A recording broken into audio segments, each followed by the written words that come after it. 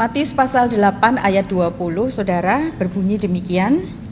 Matius pasal 8 ayat 20. Yesus berkata kepadanya, serigala mempunyai liang dan burung mempunyai sarang, tetapi anak manusia tidak mempunyai tempat untuk meletakkan kepalanya. Saudara, perikop ini bicara tentang hal mengikut Yesus. Pada waktu itu Yesus melihat orang banyak mengelilinginya dan ia menyuruh bertolak ke seberang. Lalu datanglah seorang ahli Taurat dan berkata kepadanya, "Guru, aku akan mengikut engkau kemana saja engkau pergi." Lalu Yesus memberikan jawaban. Yesus berkata kepadanya, serigala mempunyai liang loh, burung mempunyai sarang, tetapi anak manusia tidak mempunyai tempat untuk meletakkan kepalanya. Kita akan berdoa sebelum merenungkan firman Tuhan pada siang hari ini. Tuhan Yesus yang baik, kami datang kepadamu pada siang hari ini. Kami hendak merenungkan firman-Mu. Ya Roh Kudus, terangilah kami, urapilah kami, agar kami dapat mengerti apa yang Tuhan kehendaki, apa yang Tuhan inginkan untuk kami lakukan dalam hidup kami. Apa maksud daripada firman-Mu? Bapa, terangi kami. Ya Roh Kudus, urapi kami. Kami bersyukur kepadamu. Di dalam nama Tuhan Yesus kami sambut berkat firman-Mu. Amin. Saudara, tentu ini merupakan sebuah pertanyaan. Kalau mungkin hari itu saya ada di situ, kalau Yesus bertanya, menceritakan, ini bukan bertanya, serigala mempunyai liang, burung mempunyai sarang, tetapi anak manusia tidak mempunyai tempat untuk meletakkan kepalanya. Ini bukan merupakan sebuah penolakan, tetapi ingin menceritakan waktu itu ya, bahwa ini loh anak manusia itu, kalau kamu mau ikut, kamu lihat dulu, kan kenali dulu. Anak manusia itu gak ada tempat untuk meletakkan kepalanya. Kalau kamu mau ikut, kamu ikut kemana? Kan seperti itu. Saudara, setiap kita punya tempat favorit. Ya, hari ini kita bicara tempat, karena Yesus mengatakan, serigala mempunyai liang dan burung mempunyai sarang, tetapi anak manusia tidak mempunyai tempat untuk meletakkan kepalanya. Mari kita bicara masalah tempat. Beberapa orang menyukai library, perpustakaan, sebagai tempat faith-nya. Beberapa orang menyukai, aku lebih baik cafe. Beberapa orang menyukai untuk wisata ke pantai atau bermain air, snorkeling, ya. Pulau-pulau di Indonesia itu yang ada di Indonesia Timur gitu ya, Indonesia Barat Timur yang mendekati Samudra Hindia, yang lautnya masih bersih sekali, itu menawarkan pemandangan yang membuat kita amazing seperti itu ya, amaze gitu ya, a place ya that amaze you, menyelam di kedalaman atau snorkeling, menyaksikan keindahan laut, atau naik di ketinggian ya, kemudian memandang alam dari atas ketinggian. Ketika kita naik ke gunung, itu memberikan sebuah rasa yang buat kita tuh amazing. Tuhan kok begitu ajaib, karena Tuhan itulah yang menciptakan tempat ini. Berapa banyak di antara kita yang dibuat kagum oleh Tuhan dengan ciptaannya.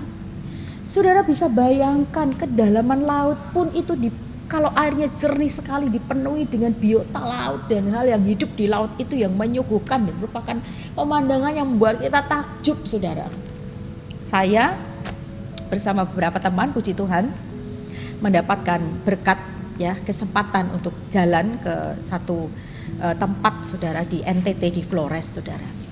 Saya nggak bisa snorkeling karena saya nggak bisa renang, tapi saya pakai baju renang, saya pakai alat snorkeling, saudara, dan saya kedinginan sekali ketika nyebur ke air yang nggak jauh dari pantai. Bayangan saya ada di kedalaman gitu, saya ketakutan, saudara, tapi saya nggak mau rugi. Saya minta langsung naik ke bootnya, tapi saya menyempatkan diri ngelongok ke dalam airnya, saudara, dan di bawah lautnya, permukaannya. Wow, amazing, saudara, itu keren banget sekali. Saya melihat di situ ya, makhluk hidup yang ada di bawah laut yang begitu hebat. Tuhan menciptakan itu. Saya juga pernah diberi kesempatan dengan teman juga, kita naik ke merbabu dan kemudian kita berada di ketinggian. Waktu itu ya dingin sekali gitu ya, karena sudah mencapai ketinggian, dan saya duduk begitu menyaksikan alam di bawah itu dari atas ketinggian. Wah, keren banget. Tuhan itu keren loh, menciptakan hal-hal yang menakjubkan, hal-hal yang tempat-tempat yang membuat kita itu wow gitu ya dengan Tuhan. Tapi jika hari ini Tuhan Yesus bilang, serigala mempunyai liang, burung mempunyai sarang, tetapi anak manusia tidak mempunyai tempat untuk meletakkan kepalanya. Benarkah saudara? Lalu pertanyaannya, di mana? Kalau ini sebenarnya pernyataan Yesus buat saya adalah sebuah pernyataan, sebuah tantangan. Gak ada tempat untuk meletakkan kepalanya. Itu artinya apa? Yesus bisa ada di mana saja. Yesus bisa berdiam di hati siapa saja. Itu artinya Yesus itu bisa ada dan berkenan berada di mana saja. Paham di sini ya saudara? Bisa dimengerti? Yesus tidak menentukan aku tuh ada di sini, aku harus ada di situ. Tidak.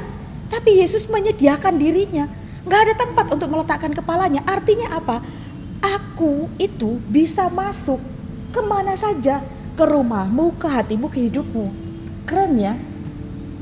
Hari ini jika ini sebuah pernyataan, mestinya ini sebuah pertanyaan buat kita. Yesus memang menyatakan, serigala ada kok ya, liangnya, burung ada kok punya sarang sebagai tempatnya. Tapi anak manusia gak punya tempat. Lah, Tuhan terus tempatmu di mana? Tempatnya adalah di mana? Di hati setiap kita yang sudah dibuat kagum oleh semua ciptaan Tuhan. Yang kita sudah dibuat takjub. Setiap kita pergi kemanapun, kita menyaksikan keajaibannya, kita berada dimanapun, kita mengatakan a place that amaze you. Tapi hari ini dengan pernyataan Tuhan, beranikah kita mengambil keputusan? This is I am Lord, biarlah aku a place that amaze you. Biarlah aku menjadi tempat. Biarlah hatiku, hidupku adalah a place that amaze God. Berani saudara? Mari kita hari ini berkomitmen. Saudara sudah gak waktunya lagi saudara untuk hidupku seperti apa, ke depanku bagaimana, mengapa aku seperti ini. Karena kehidupan ini akan tetap terus berjalan dengan hal-hal yang terjadi di luar dugaan kita. Kalau dibilang hidup ini semakin sulit ke depannya, ya kita memang harus menyadari hal itu. Kok semakin susah? Kita udah gak waktunya. Kita gak waktunya lagi untuk begitu. Tetapi waktunya kita menjelang kedatangan Tuhan yang semakin dekat. Kita menata hati kita, hidup kita. Dan kita menjadikan diri kita, hati kita, hidup kita a place that amazes God. A place that amazes God. Biarlah hidup kita, hati kita, pelayanan kita, pekerjaan kita, profesi kita, keberadaan diri kita adalah tempat yang membuat Allah takjub. Izinkan Allah berdiam dan buat Allah takjub dengan kehidupan kita. Amin. Sebagian Allah membuat kita takjub dengan segala ciptaannya. Mari kita buat Allah takjub dengan kehidupan kita. Tuhan Yesus memberkati saudara. Shalom.